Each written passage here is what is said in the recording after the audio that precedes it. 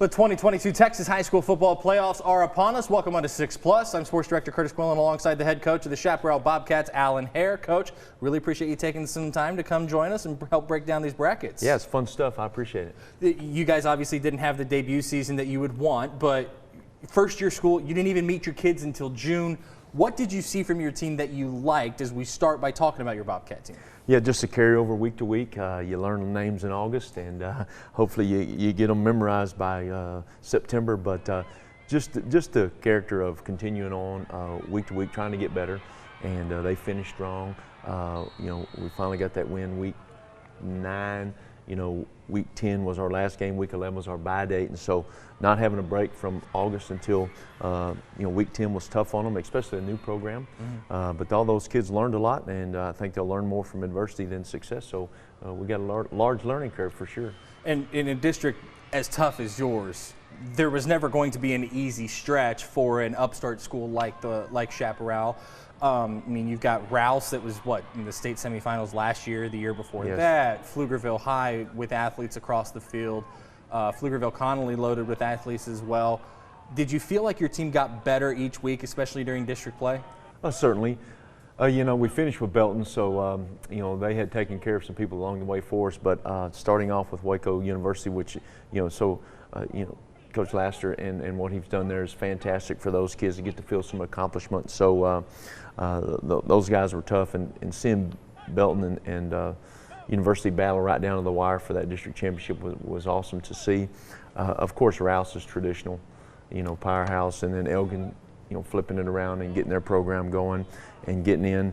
And so a lot of good teams, a lot of good competition, a lot of good athletes. So, you have to be prepared week in and week out against not only great program, but great staffs as well.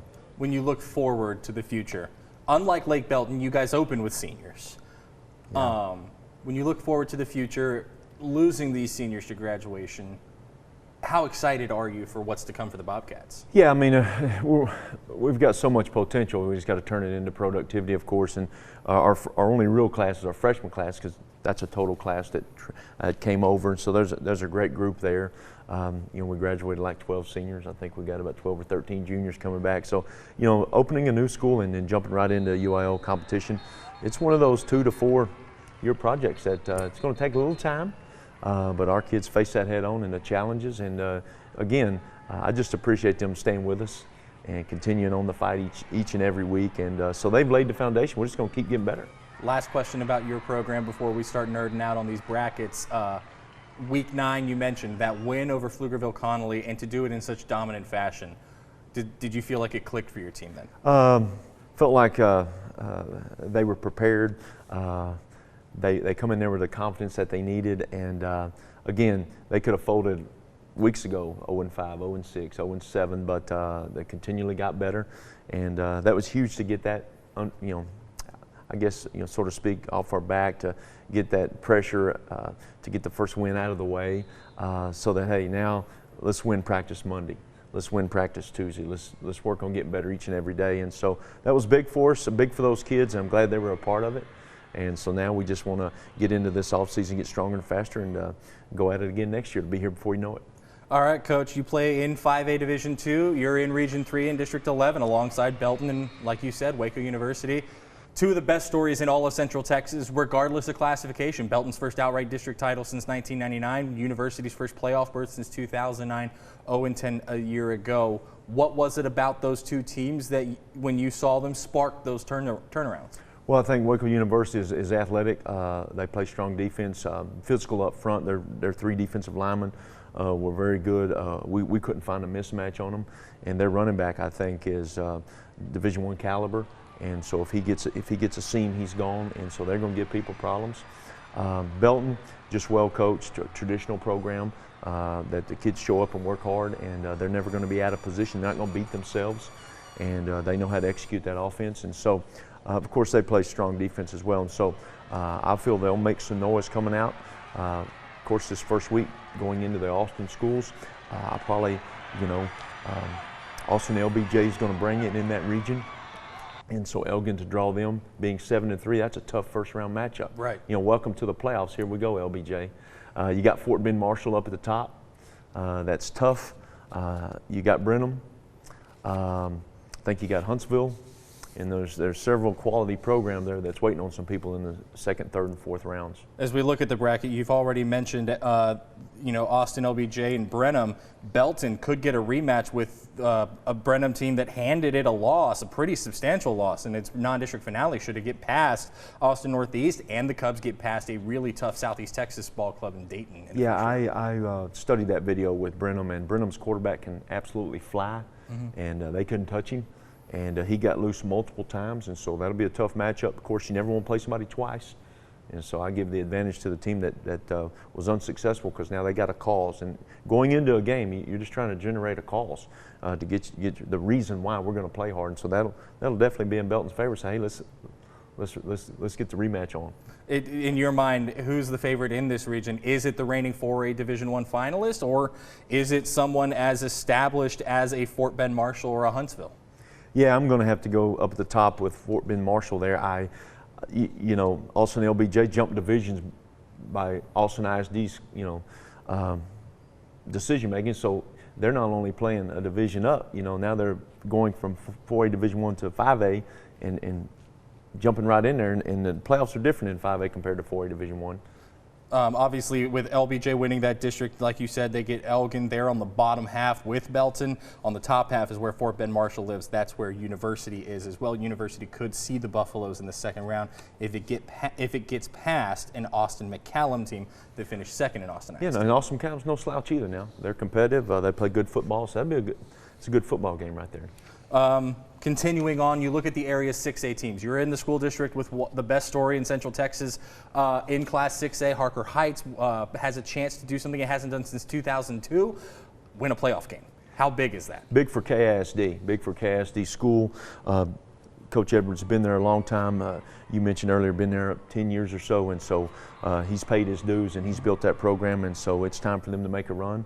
And so I think their hardest, coming out of the chute, at the rodeo is the first bull they've drawn, which is Mansfield. And if they can get team too. Yeah, if they can get by those, if they can get by Mansfield now, then I think you'll see them in the fourth round. Talking about the mentality of it first, they've struggled with DeSoto last year in the first round. DeSoto, and then I think it was Duncanville the year before that. Those two in the 6A Division I bracket. You get this one at home.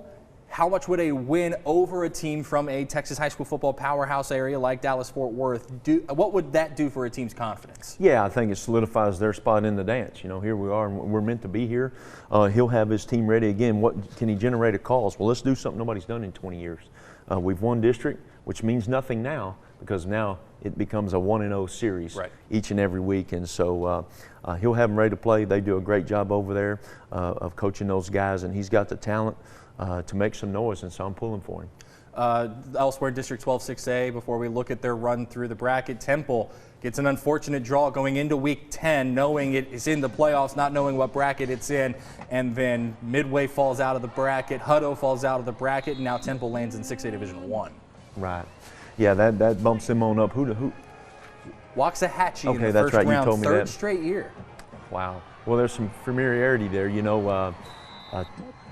Coach will have them ready to play. They've been there, done that, and so again, you don't have to be the best team. You just got to play the best that week. And so I say you take your shot at them and see what you can do.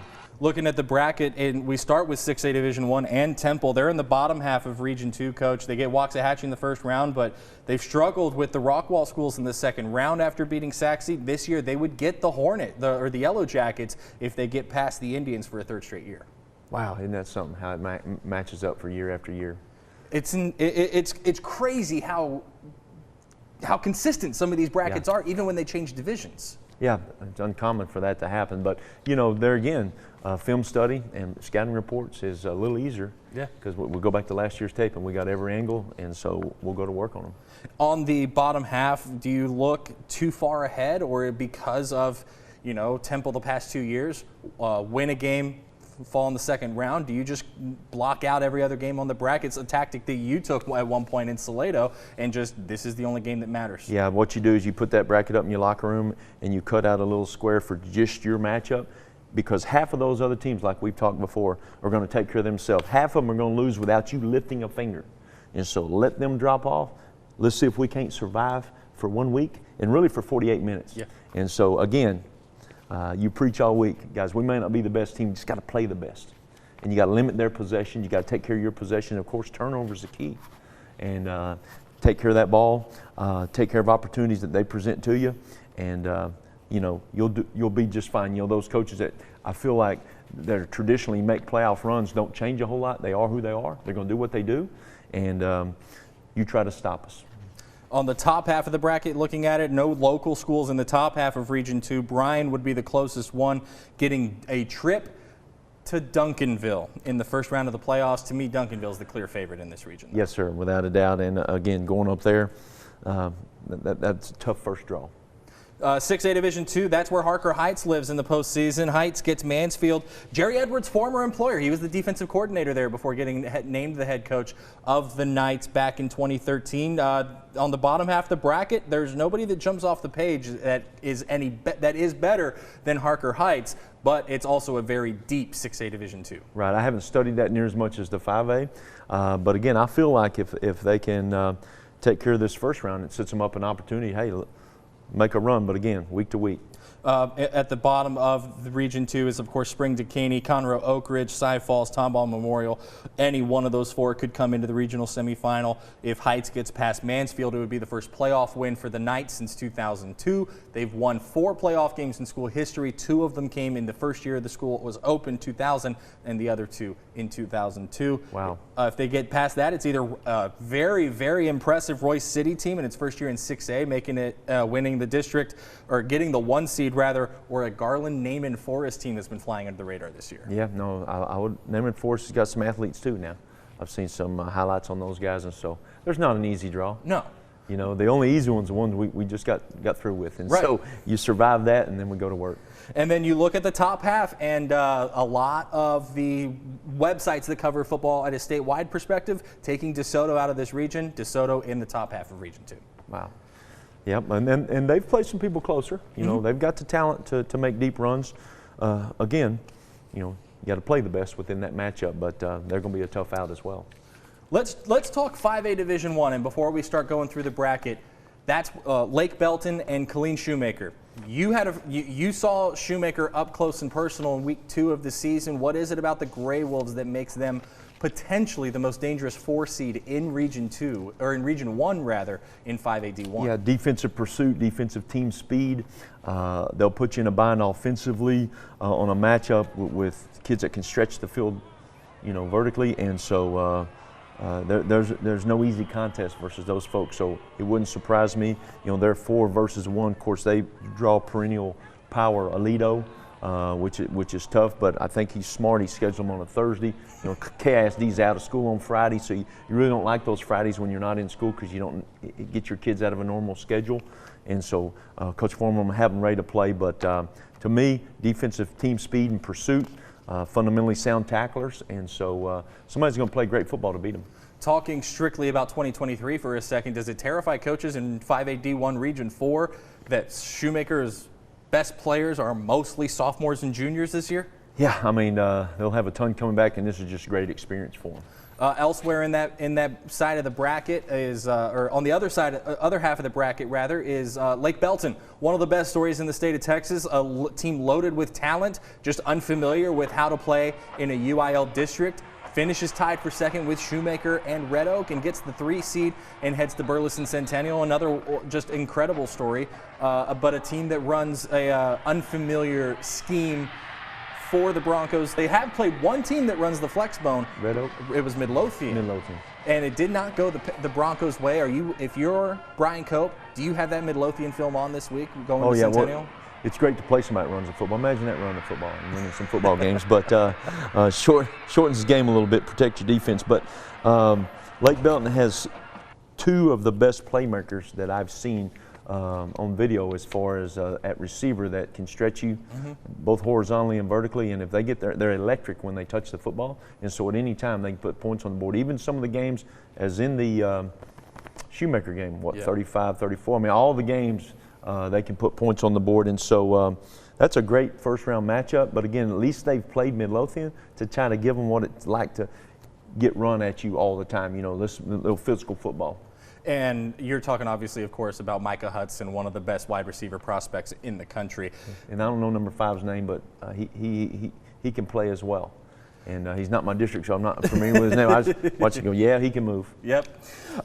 Is it, when you look at this is a very diverse district when it comes to styles of play, simply because you're in Region 1. That means in round 2 for Lake Belton, you're looking at either El Paso Isleta or Amarillo Tascosa, and for Shoemaker, you're looking at either El Paso Bel Air or Abilene Cooper. If you can get past your first round game, West Texas plays a different style of football. Yes, sir. Yes, sir. And so that's a whole different can of worms. And so it'll be interesting, that first round matchup, to see what progresses after that. But again, you look at that top and you think about Red Oak and you think about Denton Ryan. That's a tough first round game. You know, these kids think, oh, first round we get a lower seed. That doesn't matter. Not when Denton Ryan is the lower seed. No. No. No. Which one of the two local teams do you think has, based on draw and what you've seen on tape or in person, has a better shot at getting past that first round? And with with the power nexus of the region being districts 3 and 4, that would basically make them a favorite to get to at least round 3. You're talking about Lake Belton and Shoemaker? Lake Belton and Shoemaker. Yeah, that's tough. You know, I kind of don't want to pull against my my ISD partner with Toby. He is facing Aledo, and I know he'll have his kids ready to go. I just think the playmakers for Lake Belton are going to give Burleson Centennial a rough time. Again, I would flip a coin for either one of those two. You know, I pull for both of them. I'm not a betting man because I don't have a whole lot to lose, but I think Lake Belton has a great shot of upsetting Burleson Centennial. And then the other matchups in this region you see at the top, as we talked about Lake Belton, you've got Red Oak and Denton Ryan, as we mentioned, El Paso, Del Valle, and Abilene High. Going back to the bottom half, it's Midlothian, Justin Northwest, and then El Paso Parkland and Amarillo High, another good story. You know, I see Midlothian meeting Aledo maybe in that third round, or Shoemaker, whichever one can survive that first round. All right, Coach, let's talk 4A. You got the reigning Division II state champs that you played last year at your former employer and your alma mater, Salado, in China Spring in the Division I bracket. This is a Cougars team that walked it off against another reigning state champ a couple of weeks ago and appears to have momentum on its side heading into the playoffs. Yes, sir. They got them rolling. You know, I look for a rematch with Stephenville down the road. I don't know exactly where that place. If Stephenville's the second seed, so I think they'll be separated in that bracket for a pretty good distance. They would meet in the regional final. Yep. So that's a loaded region there. And of course, with you advancing to the state championship, that gives you the experience of playing that week to week to week, do or die. And so it's a mentality going in. Knowing that team last year so well, finishing second in the district to the eventual state champs at Salado, were you at all surprised that they were able to keep that train rolling this year with a head coaching change and so many key players graduating? Well, their JV was fantastic, and they had a huge freshman class, and so they've got a nucleus coming back. You know, the receiver and the running back. The running back was a sophomore last year, and the receiver was a junior. And they have some defensive playmakers and a great defensive tackle that I know was coming back. Now that I've changed district, I don't memorize the names, but you know, they're sound, and they play a great pre-district schedule to get them ready for district. And so, and then, you know, overcoming the adversity there with Stephenville, and then, you know, you're not playing around when you talk to Alvarado or La Vegas, no slappy either. So it prepares you for what's fixing to happen in the playoffs. And then you look at, as we look at the bracket now, you see the Cougars 9-1, only lost to in my opinion, the favorite to win a TAP state title, Dallas Parish Episcopal. China Spring at the top of 4A Division I Region 2. Lake Worth, a lot of Central Texas connections there. Terry Welch, the head coach, former Coppers Cove assistant, and then one of his right hands is obviously former Riesel head coach and former Gatesville and Coppers Cove assistant in Keith Stiffelmeyer. Okay. Name slipped my mind there. But to me, when you look at this region, it's either China Spring or is it Sulphur Springs at that point, or Lake Worth, or do you ride the hot hand there, or is it China Springs quadrant to lose? Yes, for instance, that Kennedale Waco La Vega game is a big matchup. Kennedale has the athletes and they run the football. La Vega can always match up with you. Anna's a surprise upstart team with a quarterback chunking it all around and signed at the D1 level. You got Stephenville sitting down there. You know, you got some adversity along the way, but I would just see China Spring and Steveville meeting back at the regional final. I'm with you on that one. I think it's China Spring Lake Worth in the regional semi, and then as we move to the bottom half of the bracket, you mentioned La Vega Cannondale. If you like old school Woody Hayes era Big Ten football, that is the game to buy a ticket to in Joshua Friday. I would love to be on the sideline with that. Cannondale's going to run the wing tee, and La Vega's going to play great, solid defense, and they're going to get after you for 48 minutes. So there's some really, really good football right there. And playoff rematch. Is that something that you guys talk about in your locker rooms whenever they come around? Stephenville obviously kind of upset on that at itself for letting one slip away with that walk-off field goal in Week 9. Yeah, no, I don't mind the matchups as long as I didn't win the first one. It's hard to beat a team twice. Right. And so giving yourself something to generate to go get somebody's different than you getting hunted. You know what I mean? Like somebody already having a cause after you, and so. That'll be a great football game. You could almost label that as another, state semi or even a state final game there of the way that first one went down. China Spring Stephenville is the clear regional final to me, just like you said. And then I kind of like what China Spring has cooking. I'm riding the hot hand at that point because, one of the biggest indicators of future success in high school football is past success. And China Spring was able to keep it close. They had a lead. Yes, the lead slipped away, but they were able to get enough points on the board at the end. Yep, they're solid, all three phases. Talking Region 4 real quick, Lampasas, the Central Texas team in there, gets Somerset, the only playoff game at the Alamo Dome this weekend. And I like what the Badgers have, but that's a really tough half of the region to be in with Corpus Christi, Cal Allen also there. Lavernia's no slouch. And then you look at San Antonio Davenport, an upstart team that finished second place in that district with District 13 would be with the one with Taylor and Canyon Lake also in there. And so that's a tough half of Region 4 to be in. Yeah, Region 4, I'm going to go out on a limb and say that Bernie's going to make some noise. Coach Hendricks got them chunking the ball around down there, and they can score some points. Very solid football program there. I'm proud of Lampasas for getting in and battling. Fredericksburg getting in. They had a rough start, with a new coach, but he's got them rolling. I'm glad they're in. But again, that's another great first-round game. A new school, and then Fredericksburg's battling back with them and Davenport. But again, don't overlook Cal Allen. You want to talk about previous success or past success, right? Then it's on their side. So it's wide open, except for you got some challenges there along the way. I like Lampasas' chance to make another run, but man, that third round potential matchup with Cal Allen, given Lampasas' recent playoff struggles, gives me a little bit of pause on that one. And I think that the Wildcats are going to be a very clear favorite to come out of the bottom half. Yes, sir. And when you look at the top half, man, Uvalde, what an emotional season for the Coyotes. They're in, but what a brutal draw in the first round to get Canyon Lake, a team that is just running and just finished a comeback to win an outright district championship in Lampasas. This is a Hawks team that I think a regional semi with them and Bernie, as you mentioned, it seems like we can pencil that one in. Yes, sir. They're going to meet. Talking Division II, that's a district that you're very familiar with. For Division II, Region 3, like you said, you don't memorize names anymore when you're gone, but you know these teams real well and these coaches real well. Gatesville is the 3 seed rather out of District 11, 4A Division II. They're in the top half of the bracket, the only Central Texas team in that top half of Region 3. They're in there. Smithville is their opponent Friday night, and then obviously Belleville is there. Madisonville is second place in that district. They live in that region, but Silsbee and Belleville, to me, are the two favorites on paper, but don't sleep on this Gatesville team. They can make a late comeback. Certainly in Region 3, there's a lot of quality there, dropping down there at the bottom, even to Sealy and Jasper, it puts athletes on the field. Cuero, what an upstart, I don't know, but they've got athletes running everywhere. The Gatesville-Smithville matchup, I think, is an even matchup. I'm pulling for Gatesville there. Belleville, Coach Rowe, I don't know if he's ever beat West Orange Start. If he's going to beat them, this is the year. Yeah. He goes in undefeated.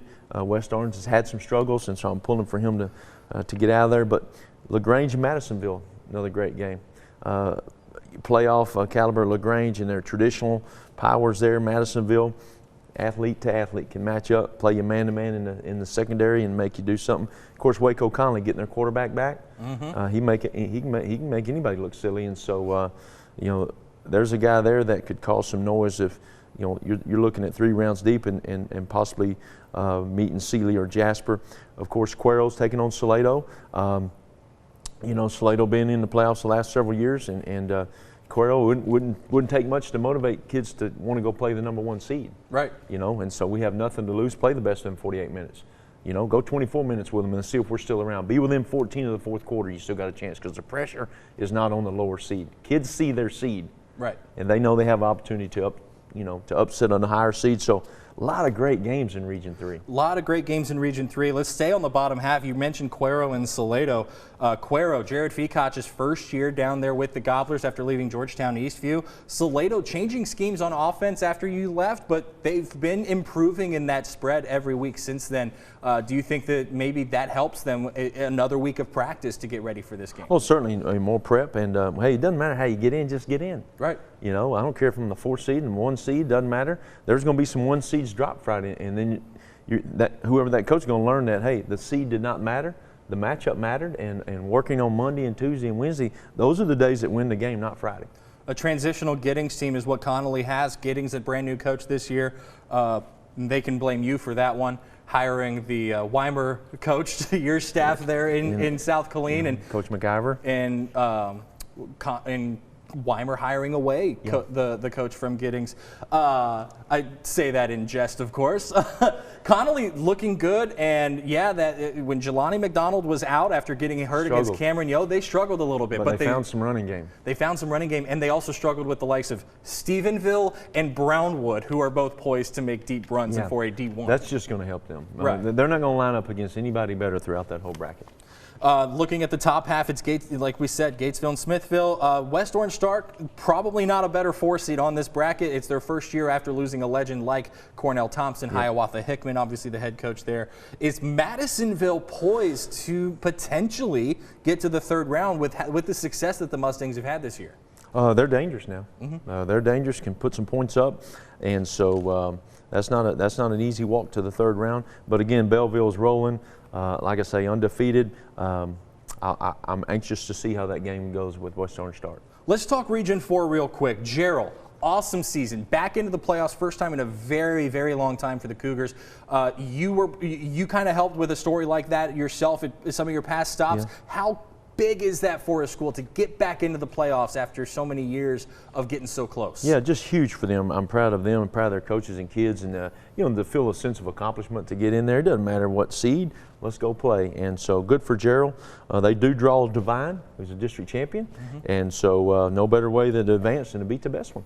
And the Warhorse is familiar with making a deep run in the playoffs. They're Wimberley also on that half of the bracket. That's a real congratulations to Gerald, but now they're into the teeth of it. That's a real tough draw in Region 4. Here we go. And of course, those district opponents, Geronimo Navarro, and Wimberley, of course, they're opposite each other, but those 2 tough teams coming out of that district 13A.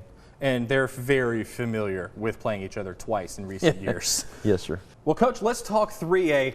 2 brackets we got to focus on in 3A D1. Is there a school that stands out to you when you look at what's happened in the area this season in Class 3A? Yeah, I want to go with Little River Academy and Coach Lancaster and how tight they played Franklin, 27-14. I want to look at some of Academy's big wins along the road in the season. Coached against him when he was at Troy. Always puts a quality product on the field and has his kids prepared.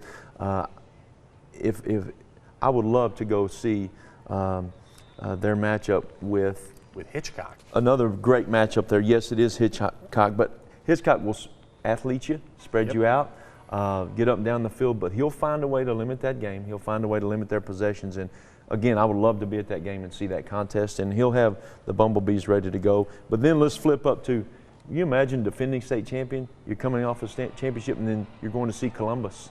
Yeah. And Columbus gets in, and then, we got Lorena. And you're looking at a situation where you finish 2nd, you get Lorena. 3rd place Lorena gets Columbus, and there is no 3rd or 2nd place team there. Those are both great teams and could win district in some of the 4A districts I've seen.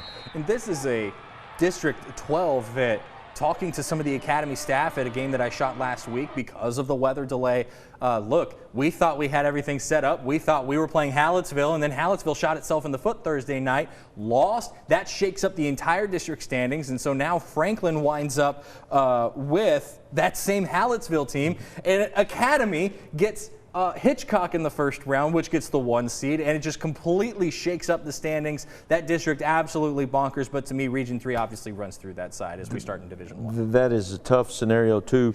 And you just mentioned Hallettsville. I mean, you're talking about perennial playoff runs year after year after year.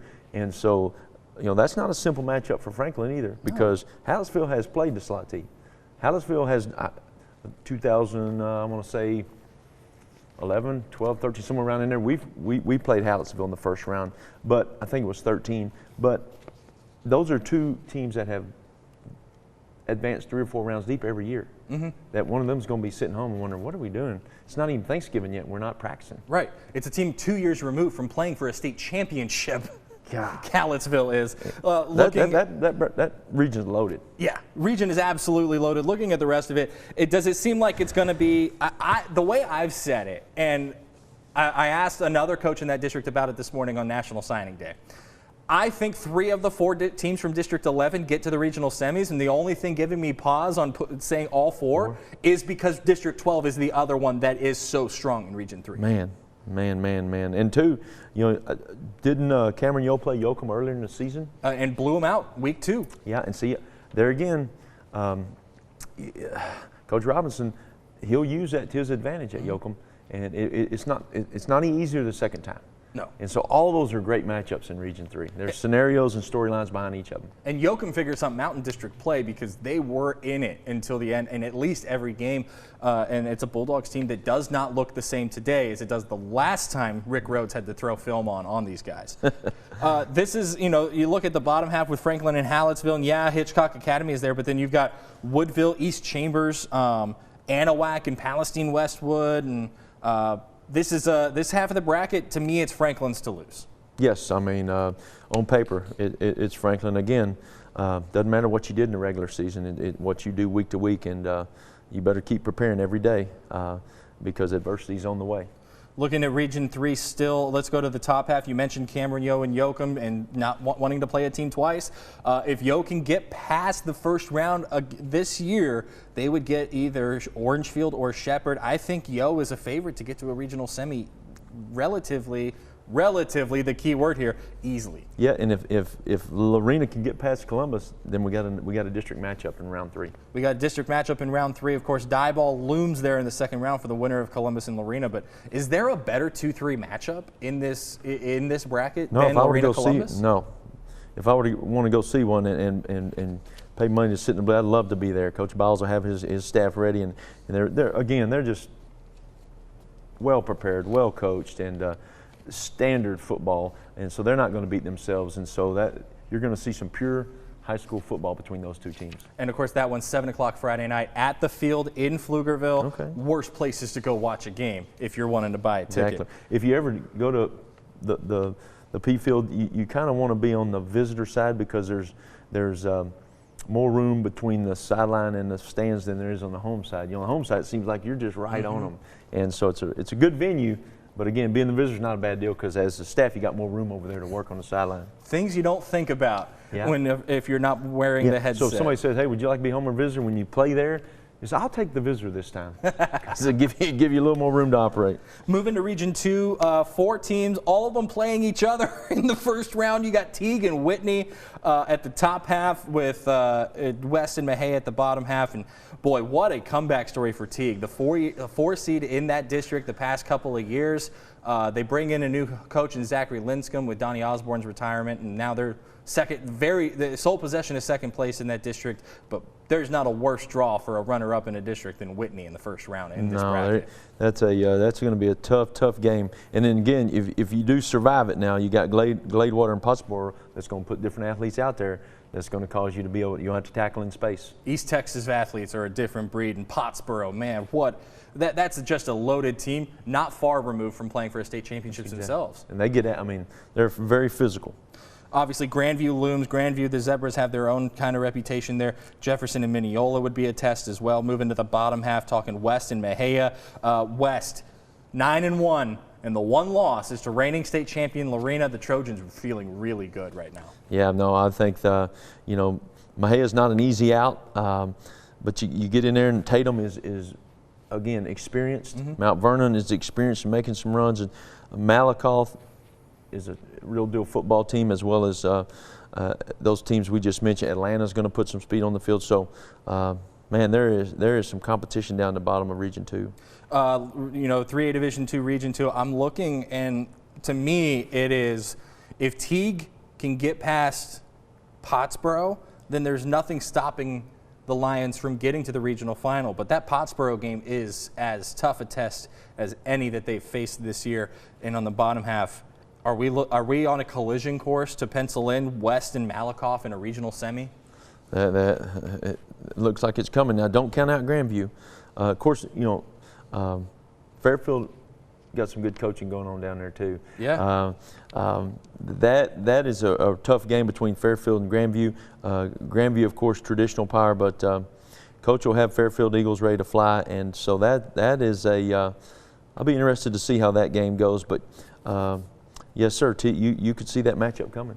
Fairfield, a team that snuck into the playoffs in Week 11, but as dangerous as anybody coming out of District 8. Yes, sir. Yes, sir. They're younger, but again, this will give them great experience, and who knows? That means they have no fear about rolling into the playoffs because they hadn't been there. When we talk 3A Division 2, we start with obviously Clifton sneaking into the playoffs in Week 11. If they beat Florence, they were in, or if Rogers beat Elkhart, they were in. Both of those things happen. So Clifton sneaks in as the number 4 seed at 3-7 on the season. Does it do something to your confidence to win 2 out of 3 or 2 in a row, get into the playoffs as a low seed, but you're rolling, playing better football at that point? Yeah, no, I think it's to your advantage because high school kids are going to see their record and go, oh, yeah, this is going to be a little cakewalk, this draw here, and it's not the case. And they've gotten better and better and better, and again, it gives them a little self-esteem to get in, and to know that, hey, let's survive one more week and do this thing again. And the biggest story in 3A Division 2 Region 4 this year is who's not there. Franklin, gone. They're in Division 1 now. This region seems as wide open as it's ever been. And then Lexington comes along and goes 10-0. Is Lexington the favorite in Region 4 to you? Ooh, man, it's hard to pull against, not against them. I think they can make some noise, and they've got a couple of kids that can really get down the field. And that is where Clifton lives, on the top half of 3A D2 Region 4. Obviously, Hebronville in there from down south. Natalia, a team that Riesel beat in the second round last year. A lot of South Texas flavor to this region, with this area just kind of from a UIL sense being in no man's land in 3A D2. It's why Florence, which is just outside Georgetown, and Elkhart are in the same district. That's wild, isn't it? At the bottom half, Rogers at the very bottom facing Van Vleck as the 2 seed. Rogers, dangerous. Because their offense is hard to defend. People don't see it. He does such a great job over there with what he and his whole staff do, and so it's not going to surprise me to see them still playing week, 3 rounds in and challenging to go 4. And in round 3, they would get the champion out of District 15, the Poth Pirates. I have questions about Poth because Poth has seemed to stumble and trip over its own feet in the playoffs. That's a coaching staff I'm very familiar with. They were all at Floresville when I was in high school. Coach Luna there was my brother's high school football coach until my brother moved to San Antonio Southside. But I do think when you look at the draw, Poth is going to be a clear favorite, obviously over a 4 seed in George West, and again over either Bowling or Buffalo. But I think we're on a collision course for Rogers and Poth in round 3. Yeah, I can see it happening. Well, Coach, to 2A we go, the smallest 11-man classification in the state, but we talk Division 1 first. Any teams that pop off the page to you, and why is it the Crawford Pirates? Whoa, familiar with them for sure. Do a great job over there, traditional, powerhouse, and I don't see anything stopping them rolling right 2 or 3 rounds for sure. This is a Pirate team that lost to Marlin in the regional final last year. Kind of a surprise until we found out just how much Crawford was fighting the injury bug in that game. When that happens and you have a chance to get them again the next year in the playoff after them being moved into your district in year 2, Is it harder or easier to keep your guys focused on the task at hand, knowing that you could get a playoff edition of that rematch later on? No, it's easy. Let's get there. You know, if we're fortunate enough to get back to them, so be it. You know, you'll take it every time. Crawford in the bottom half. That's where we start in 2A Division I Region 2. Riesel, back-to-back years winning a win-in playoff game in Week 11. Good for them. And they get another surprise in Cayuga, an undefeated district champion out of District 7. I think Crawford can start looking for trips to round 3, even round 4 out of this half. Yeah, I think you're exactly right. And you know, with the experience being with them and the luxury of the adversity they faced last year, they'll use that to their advantage. The top half of 2A D1 Region 2 is where things get a little bit interesting. The bottom half very crowded with Central Texas teams. Hamilton, the 4 seed out of District 5, gets Tioga, a Tioga team coached by a former 6A team, or 6A coach rather, up in the Texoma area. But then it's Axtell, the 2 seed in the first year under Craig Horn, and Rosebud Lott in the first round Thursday night. First time for Rosebud being in a while? First time, second year in a row for them. First time for Axtell since 2018. Okay, good for them. When you look at that, which one of those 4 do you think is going to face either Marlin or Toller, who to me are the clear favorites in the top 4 of the top Certainly. half? Yeah, with Rosebud getting in last year and having a little momentum, I would say that they've got a great chance to advance. So Rosebud Lott would get either Marlin or Toller in round 3. Marlin's record does not indicate how good this team is. Marlin Toller first round matchup? Marlin Toller would be a second round matchup. Second round, I was fixing to say, okay. That's a tough one there. Yeah, and Toller. Two good football teams. 2 good football teams, both of them loaded with athletes. One of them has the record to show how good it is. The other one played nothing with 3 AD1s in its non-district. Wow. And then Mart. Right, and so it could be one. Right.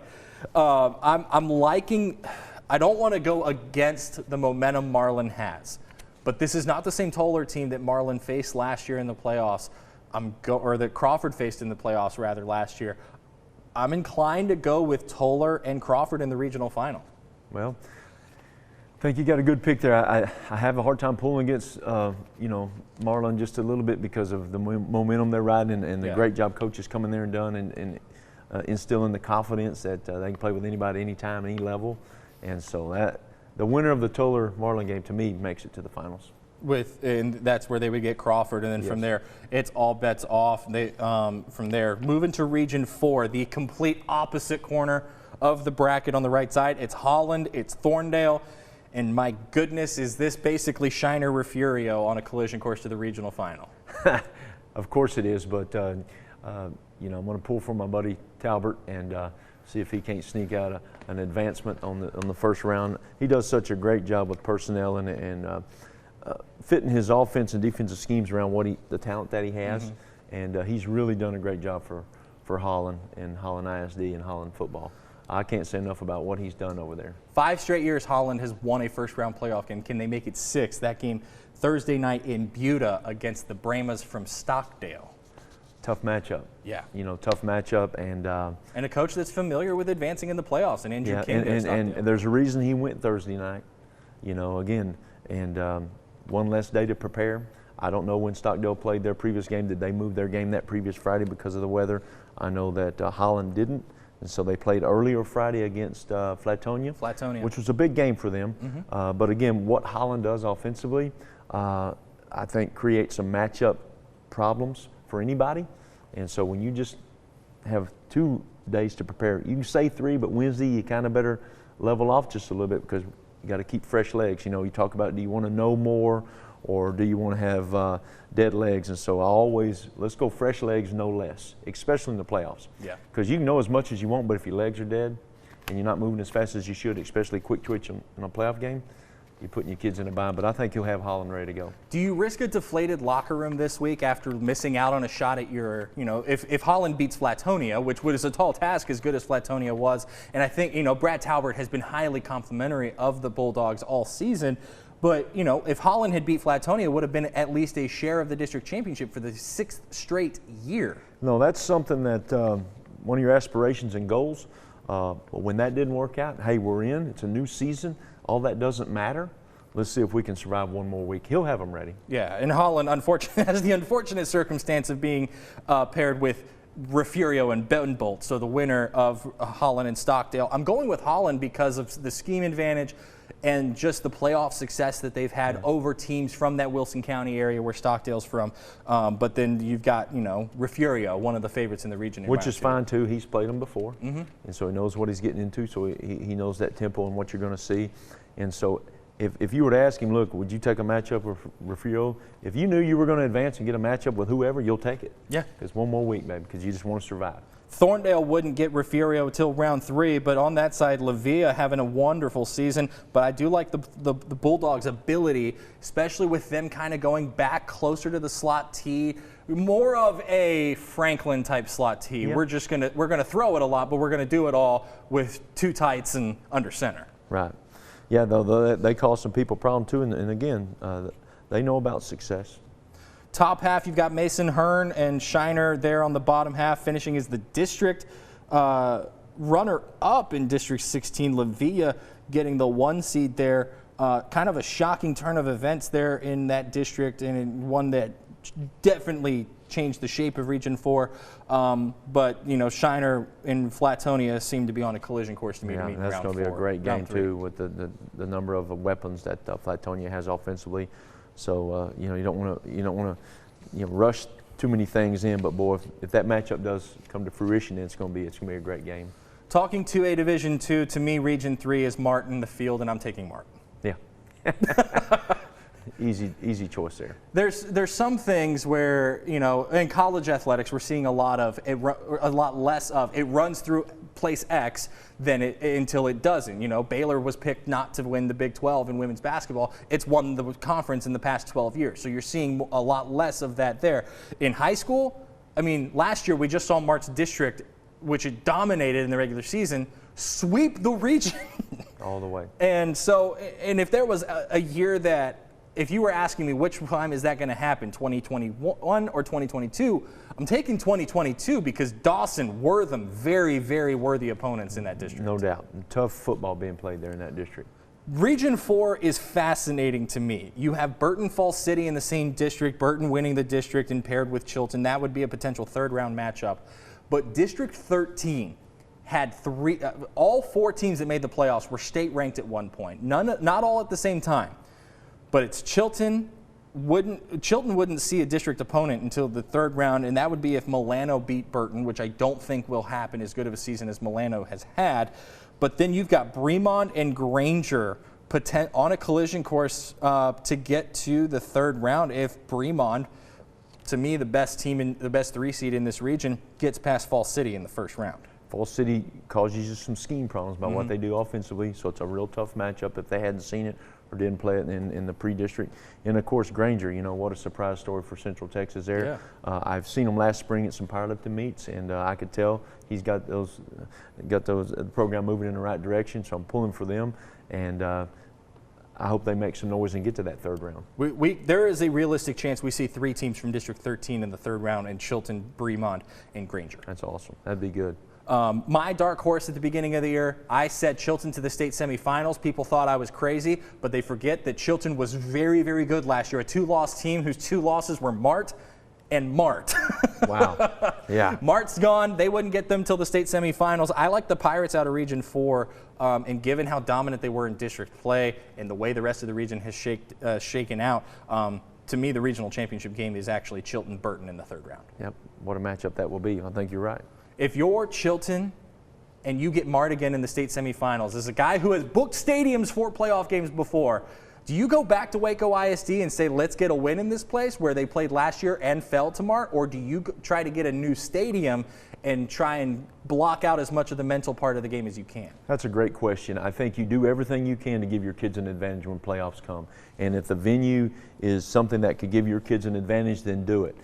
If it's something that plays in your mind about you don't have good memories there, don't go back. If you're one of those guys that you felt like you played really well, the game would have won either way, no matter where the stadium would have been, then go back. The stadium doesn't play the football game, the kids do. Right. And the locker room doesn't play, and the weather doesn't play. It's things that you can't control, you can't let concern you in the game playing. But I would do if I'm talking to any high school coach, you do everything you can to give your kids an advantage in the playoffs, even if it's just the slight advantage, like knowing which sideline to be on, which one's closer, which ones do you not want to hear the band closer to you, and those types of things, because kids only get to do this one time. And to me, the little things matter, and so I'm going to do anything I can and go out of my way to make sure that your program and your kids have an advantage any way possible. And that said, you look at 2A Division II last year, state semifinal on the right side of the bracket, Mark Falls City round 4, and after 2 straight years of being in Pflugerville, we see Mark Kiroff at Falls City force that game out of Pflugerville to Elgin, and Falls City does get the win with a very senior heavy ball club, and that's what Chilton has this year, a senior heavy ball club. So if you want to get rid of those, do something different. So we could see that one, what Coach is basically saying, not at Waco ISD Stadium. That would open up Midway. Yeah, I mean, if the coach feels like it gives his guys an advantage, I say do it. Go somewhere different. If you're one that doesn't worry about things like that and you play it anyway, well then you go with any decision you make. It may not be the right decision. You make the decision right for your kids, and you use it as a positive spin, because however it pans out, it was the best thing for us at the time. How exciting is the Texas high school football playoffs for you as someone who has, dedicated his adult life to this sport? Yeah, I'm very fortunate to have fond memories of doing it with my own kiddos and see their teammates and experience that. There's nothing like advancing. There's nothing like the feel of when the time changes and you go over to the stadium and you turn on the lights, and you get used to it being a little chill in the air. The smell is different. The preparation is different. Everything is surreal. You remember it, and you just want to experience that as many days and weeks as you can. And again, if you win, you dance, and there's been a lot of parties in those locker rooms, no matter where we've been. As far as when you advance, you have fun with those kids, because it doesn't happen. A lot of kids around the state have put their shoulder pads up and never gotten a chance to play in a playoff game where it's now or never. It's on the line. And so, my suggestion, as minimal as my suggestion may be, is if you practice hard, games are easy. And so the preparation, you got to enjoy that process up to that game, because if you enjoy the process and you make the preparation hard, the games will be easier, and the speed of the game won't be too fast for you. And some of those programs that have advanced year after year after year, they know how to prepare. And you see the emotion on the sidelines. Take us through that. Yeah, advancing is so emotional, and the celebration is there, and you see these sidelines clear. What's that like? And then juxtapose it, what's it like whenever your season comes to an end and you don't know it? It's the playoffs. You don't know the season's over till it's over. No, I've been on both ends of that, and the elation and the security of knowing, hey, I get to be around, try to make a difference, try to be better one more week is gratifying. And then knowing when the clock strikes, those kids will forever remember their last high school football game, and for a ton of them, they'll never play an organized football game again. And so they'll remember the smell, they'll remember the sound, they'll remember embracing their parents. For me, for those seniors to fall into your arms and say, it gives me goosebumps now, makes my armpits kind of sweat, but appreciate you, Coach, love you, Coach. Those are times that you cherish, because you knew that you gave them everything and they gave you everything. And it's a bond that can never be broken, because someday somebody's going to ask them, hey, who's your high school football coach? And I want them to have fond memories looking back on, well, mine was so-and-so, because he gave us an advantage, he believed in us. But advancing is awesome, but I compare the end of the season, it's almost the farewell as in a funeral. It's over. It's over, and for a lot of those kids, they've never experienced that. And you can't be upset at them that they're having emotional times at that point in time. All you can do is embrace them, tell them you love them, but also tell them that in the end, this thing's a game, and games come and go. But what you become through this process will last forever. It'll make you better. And so you praise Him both ways, both when you win and both on a defeat, and use it to your advantage. Well, no matter what happens to you, positive, negative on an outcome, use it to your advantage to make it a growing scenario for you. I remember and I wasn't a football player, and you know that about me, but some of y'all may not. I wasn't a football player in high school. I was a basketball player, and we lost in the second round. My last high school basketball game ever was in Kingsville, Texas. We lost in double overtime on a Saturday to Roma, and it was just an emotional game. And I remember sitting in the locker room after the game, And my coach was an alum of the school, and he walked in, he goes, guys, nothing he said had anything to do with basketball. He just walked in and told us, like, I'm proud of the men you guys have become. I'm proud of who you're going to be as human beings. And the fact that we just lost, our season ended, and basketball wasn't what mattered. Yep. And he pointed that out to us. And there are so many lessons that I take from athletics, and some from that playoff run that year that I thought I probably used more of that. You know, the only thing that I would use more that I learned in high school than what I learned from my coaches is probably English class, because I write so much in my job. It did carry over. And so there's just so much, and that I wanted to ask you about that, because there is this emotional part of the playoffs, no matter what the sport is. Yeah, and you go back to talking to coaches about leadership laboratories, you know, and what they become and who they become, and it's not going to define you. Don't let a defeat define you. That's not who you are. It's what you did in high school. It's what you become from it that's going to make you who you are. And so you use it to your advantage. But we got so many opportunities to make a difference. But adversity teaches you way more than success. And so there's going to be hard times in life. This is a game. It's hard to stomach right now, but we'll use it to our advantage later on. But you saying that, the old football field behind Academy's middle school now was my last high school football game. We didn't qualify for the playoffs in Salado. We were in 3-7 in 1988, but the grass had a little dew on it. I still remember the smell. I felt, you know, I still remember what I felt last 30 years ago, walking off the field, and it means something. Yeah. You know why? Because a lot of high school athletes invest, and if they don't invest, it's not going to mean anything. And so a lot of lessons. That's why being a student athlete, you know, I congratulate. I don't care what sport they play, but if they're a part of athletics, they're a part of learning how to overcome. Right. If you do that, that's what's going to happen in life. I'm not letting you out of here without answering one more question. Is there a state champion out of Central Texas this year? And who is your favorite to do it? Yeah, I would have loved to answer that last year, see, after playing China Spring and then playing Carthage the year before. Right. I kind of had an inkling on that, but wow, that's a great question. I'm going to go, if there's one in Central Texas, kind of on the edge of Central Texas, a safe bet with Franklin. Franklin? I like Franklin. I like Mart, and I think 4AD1 Region 1 is below Region 2 enough that if China Spring can win Region 2, win a rematch with Stephenville, that the Cougars can get back to AT&T Stadium at that point. And then all it comes down to, can you survive? Does injuries play a part? Yep. Can everybody stay healthy? And that's going to affect all those teams in the bracket.